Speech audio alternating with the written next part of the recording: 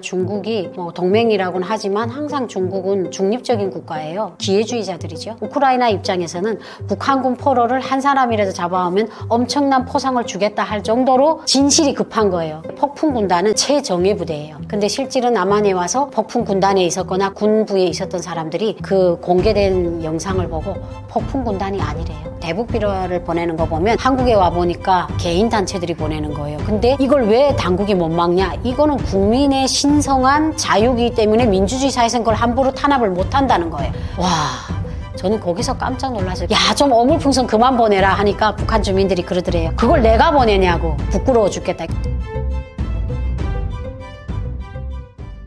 북한군이 러시아에 파병을 한 이유는 뭘까요?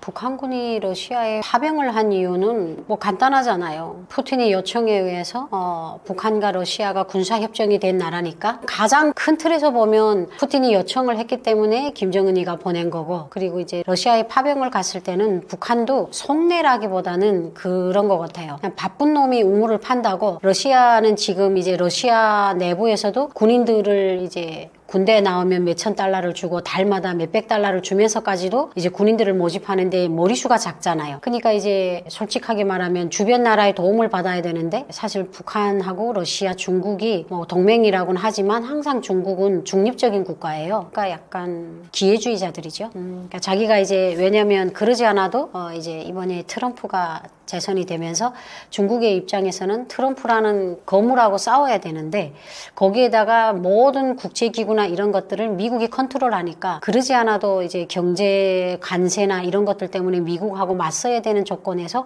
또 러시아에다 파병을 하게 되면 국제적으로 자기네가 찍히니까, 그렇기 때문에 이제 중국은 아예 지금 나몰라라 하기보다는 그냥 이렇게 훔쳐보는 거예요. 어쩌나. 그렇지만 이제 푸틴하고 김정은은 막바지예요. 이제는 더 이상 북한한테 누가 손을 내밀 사람도 없고, 북한이 비정상 국가였는데 솔직히 말하는데 북한한테는 기회였던 것 같아요. 러시아 전쟁이. 그래서 푸틴이 손을 내밀음으로써 김정은이한테는 정말 지푸라기라도 잡는 심정으로, 그러면 이제 어떻게 되겠어요? 우리가 어렵고 힘들 때 도와주면 끈끈해져요. 러시아도 어떻게 보면 침략자잖아요. 이게 정상적인 전쟁을 일으킨 게 아니잖아요. 그런 조건에서 러시아가 손을 내밀어 줌으로써 손을 잡으면, 러시아가 대국이다 보니까 러시아로부터 가질 수 있는 것들이 김정은 입장에서는 많단 말이에요. 그리고 또 북한 입장에서는 이제 58식 자동보통부터 시작해가지고 역대적으로 무기를 많이 생산했는데, 전쟁이라는 게 나야 그 무기가 소비가 돼요. 그러자면 이제 무기를 보관하려면 습도나 온도 이런 것들이 잘 지켜져야 되는데, 실제 북한은 전기 사정이 막연하다 보니까 자강도라는 한계도가 전체로 다 군수기지예요.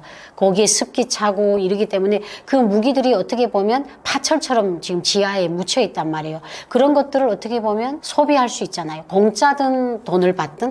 근데 또 러시아가 그냥 북한의 무기나 군대들을 그냥 쓸 나라는 아니잖아요. 그래서 저는 그렇게 생각해요. 그러니까 북한을 경험해보지 못한 나라들은 갑자기 러시아나 북한이 가까워졌나 이렇게 생각하는데 천만에요. 그렇지 않아요. 이미 1945년부터 러시아하고 북한은 떼어놓을래야 떼어놓을 수 없는, 45년 2차 세계대전이 끝나고 38도선으로 이제 러시아가 구소련이죠. 소련이 38선 이북, 미국이 38선 이남. 이래서 우리나라가 두 개를 갈라졌잖아요. 그때부터 러시아를 북한에서는 영원한 전우라고 했어요. 그리고 실제로 또 야때 노비첸코에 대한 그런 영화도 나오고. 근데 지금까지 이제 소련하고는 계속 관계를 유지하다가 동유럽이 무너지면서 러시아가 이제 가맹공화국들이 분리되면서 그때 핵 기술을 전수받아서 북한이 그때부터 핵을 만들기 시작했어요. 90년도 초반에.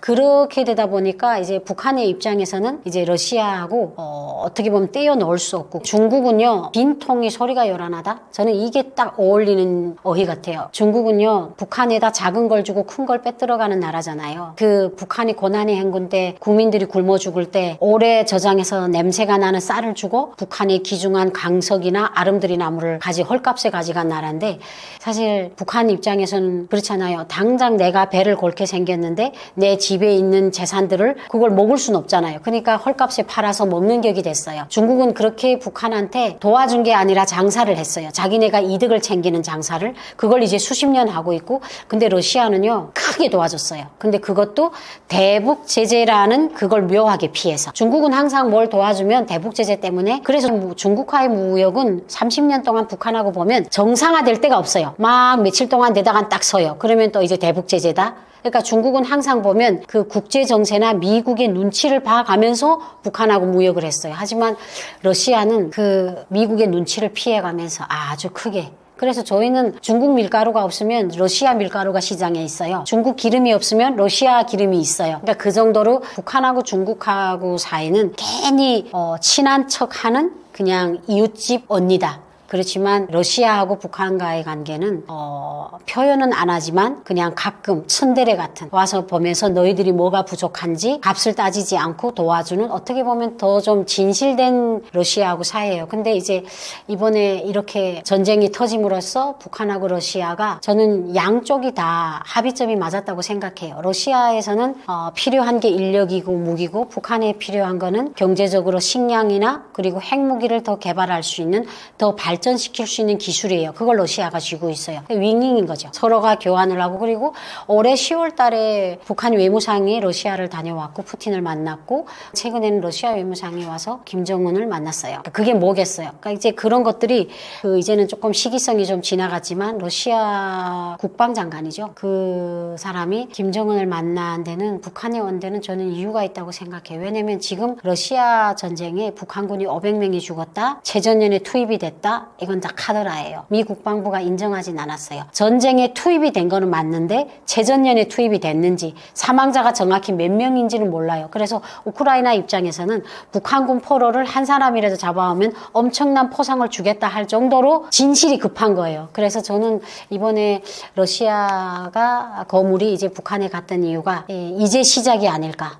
항상 우리 그죠 날이 밝기 전에 어둡잖아요. 그리고 이제 트럼프 대통령이 내년에 1월 달에 집권을 하면 러시아 전쟁이나 우크라이나 전쟁이 이제 빠른 시일 내에 종결될 수 있는 가능성이 있어요. 그리고 또 젤렌스키 대통령이 나토에 가입하게 되면 지금 전쟁을 멈출 수도 있다는 자기 생각을 표현도 했어요.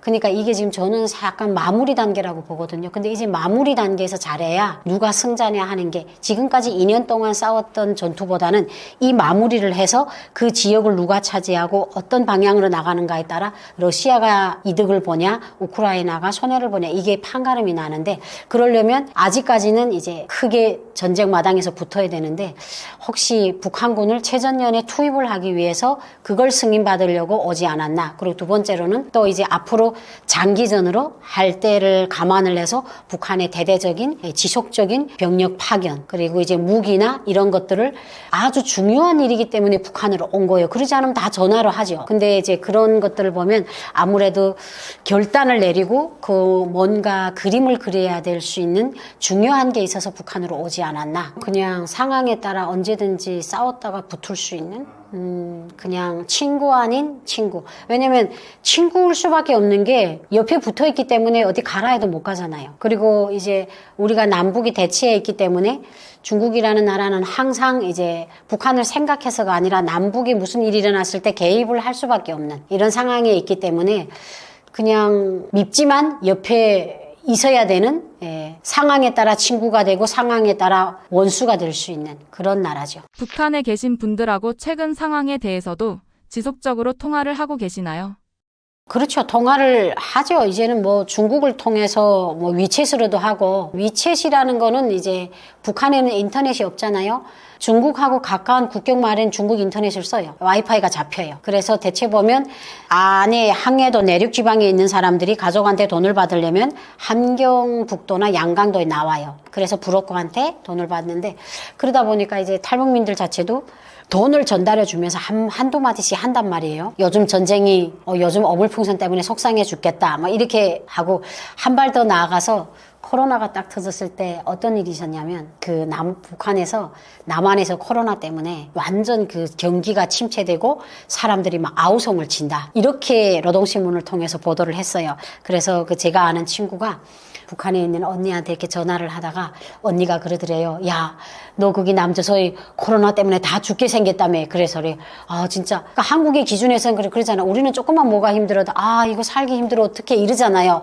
그게 북한이 살기 힘들어 어떻게 하고는 차원이 달라요. 그냥 교통이 불편해도 지하철이 복잡해도 야 이게 힘들어 죽겠다 이렇게 말하는데 북한 주민 입장에서는 북한 당국의 선전을 그대로 믿다 보니까 아 먹을 것도 없고 힘들어서 죽겠다는 얘기구나 하니까 야 그러면 오나 그러더래요. 북한으로 오나. 코로나 때문에 그렇게 힘들면 북한으로 다시 오라고 그러더래요. 그래서 아 이게 선전이라는 게 이렇게 무섭구나.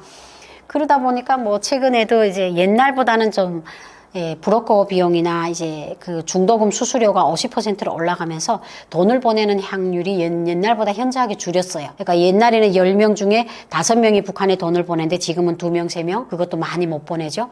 그러니까 이제 관계는 끊기지는 않는데 그 관계를 연락처를 통화를 하는 중에 가끔 가다가 한두 마디씩 하죠. 그러면 이제 북한 주민들이 부끄러워 죽겠다. 왜 하필 보낼 게 없어 어물을 보내냐. 그러니까 어물풍선을 보내는 건 국민의 의지가 아니라는 거죠.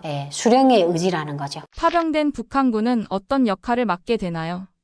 일단은 뭐 군인은 전쟁터에 나가면 총알받이죠. 그거는 이제 뭐 세계 언론이 말한 게 맞죠. 이제 뭐 그 러시아 군인도 총알바디가 될 수 있고 북한 군인도 총알바디가 될 수 있는데 그러니까 이제 북한군을 그러니까 이게 그런 것 같아요. 12,000명이다. 5,000명이다. 이런 것들이 아직 정확한 숫자가 다 카더라만 나온 거예요. 이게 왜 그러냐면 우리가 이제 어떤 나라에 파병을 나가게 되면 그 나라의 군복을 당당히 입고 그 전쟁에 참여하지만 북한 같은 경우에는 다 러시아 군복으로 바꿔 입히고 북한만의 대대나 연대를 만든 게 아니라 러시아 군대에 분할이 돼서 소속이 됐단 말이에요.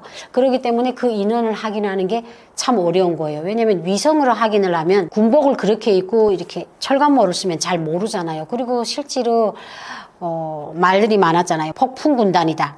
폭풍군단이 북한에서 11군단이에요. 북한에 15개 군단이 있고 군 병력이 126만 명인데 한 개 군단에 그냥 4만 명에서 8만 명으로 추적을 하고 있는데 폭풍군단은 11군단에 속하는 최정예 부대예요. 근데 실제로 남한에 와서 폭풍군단에 있었거나 군부에 있었던 사람들이 그 공개된 영상을 보고 폭풍군단이 아니래요.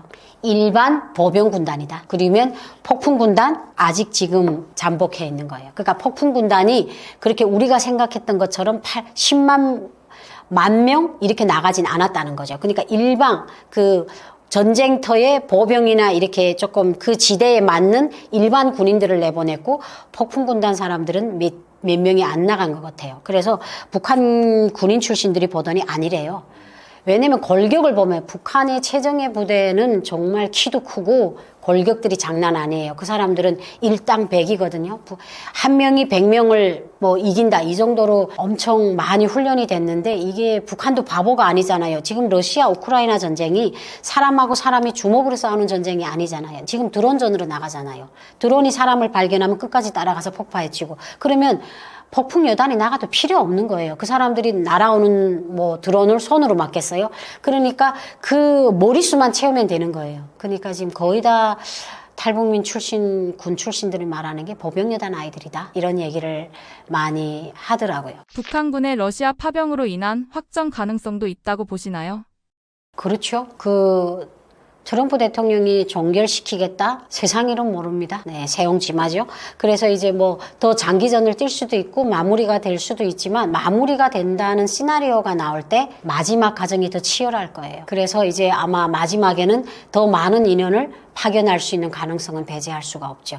그것 때문에 또 러시아에서 북한으로 간 거고. 그러니까 뭔가 큰 걸 마감을 하기 위한 큰 그림? 가정이 어떻든지 간에 마감을 제대로 마무리해야 자기네가 종전에 얻으려는 그런 목적을 수행하기 때문에 그렇죠. 전쟁이 언제 끝내나에 따라 북한에서는 계속 지속 가능적으로 러시아에다가 파견을 할 수 있죠. 북한의 오물풍선이 요즘 들어 더 늘어난 이유가 뭘까요? 북한의 어물풍선은 그거예요. 대남전단 보내지 말라예요. 그냥 그거예요. 이제 그러니까 우리 국민들 입장에서는 야 그거 삐라 몇 장이라고 저렇게까지 치사하게 노냐. 북한 입장에서는 아니에요. 그 삐라에 뭐가 있어요? 김정은을 욕하잖아요. 북한에서는요. 북한이라는 나라는 조선민주주의인민공화국이 아니라 김정은 개인공화국이에요. 수령, 당, 대중이 혼연일체가 됐다고 구호를 하지만 실제로 수령도 김정은이고 당도 김정은이에요. 2,500만 명의 국민들이 김정은 하나를 섬기면서 하는 나라예요. 그 나라에서 최고 존엄을 사실대로 밝힌 게 주민들의 귀에 들어가고 눈에 들어가면 어떻게 되겠어요?